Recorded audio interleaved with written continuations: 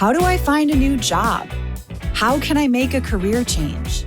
And the biggest question of all, can I really find a career that I love?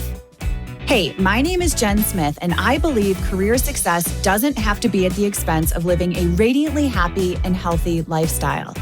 As a former HR leader and recruiter turned career coach, I get what companies are looking for when hiring top talent. What that means for you is an unmatched combination of insider knowledge and the best kept secrets about making heart-based career changes and navigating the ups and downs of job searching in today's world of work. Whether you're a recent graduate navigating the job market for the first time or a seasoned professional ready for a career change, this show is for you. So grab your coffee or your kombucha, pull up a seat, and get ready to be challenged and inspired to move beyond your self-doubt and take the right next steps towards landing a career you love. Because you deserve a long, radiantly happy and healthy career. This is the Flourish Careers Podcast. Hello, and welcome back to the Flourish Careers Podcast. I'm Jen Smith, your host, and I'm delighted to be back here for another segment of our 5 Minutes to Flourish summer series. Today, we are discussing a common scenario many professionals face when negotiating a job offer. And that scenario is deciding to take less money than your desired salary. So this has come up a couple times in the past couple weeks, so I thought I'd hop on the mic and share a few insights if you find yourself in this scenario. So imagine this. You've aced the first and second round interview, and you're preparing for the final interview and potentially a job offer. But there's a snag. The company doesn't have room to negotiate a higher salary, which is leaving a significant gap between your expectations and their offer. So now what? I want to walk through a couple key considerations. First, evaluate the entire compensation package. Health benefits, retirement savings plans, sign-on bonuses, all of these things can really sweeten the deal. So for example, does the company offer a 401k match? That's essentially free money, and it can add substantial long-term value to your overall compensation package.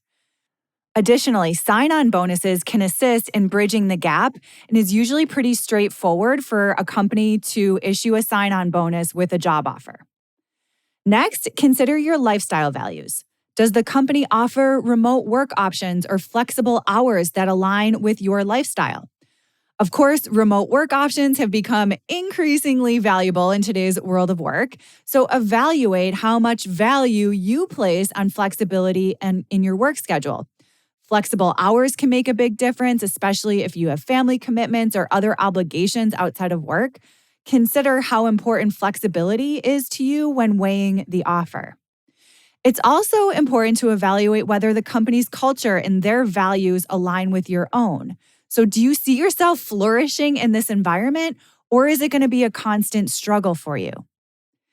Then consider your long-term goals. So assess how this opportunity fits into your long-term career goals.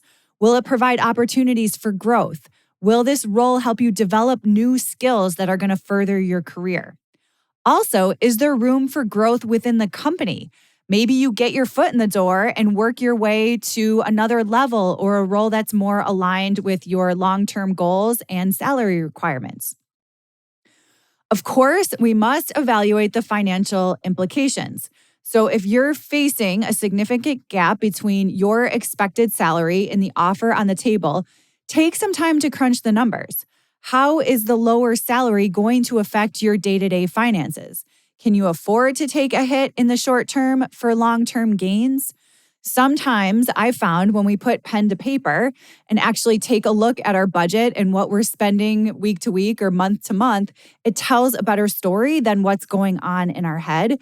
So I always encourage you to do that analysis. And then lastly, listen to your gut. If something feels off about the offer, don't ignore it.